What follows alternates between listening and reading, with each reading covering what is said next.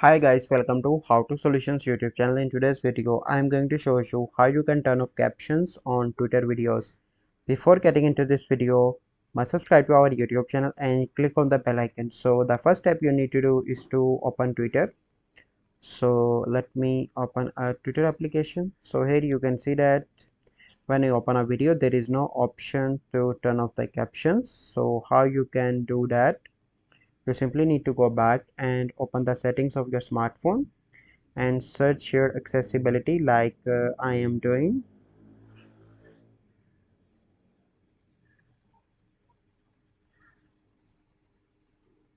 Okay, and click on that.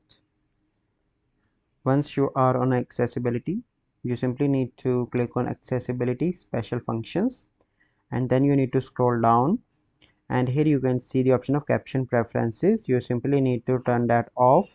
Once you turn that off, then the captions will be off on your Twitter as well. So this is a process by which you can turn off captions on Twitter videos. I hope you find this video helpful. If you find this video helpful, must like this video, subscribe to our YouTube channel for future videos. We'll see you in the next video. Thank you. Have a good day.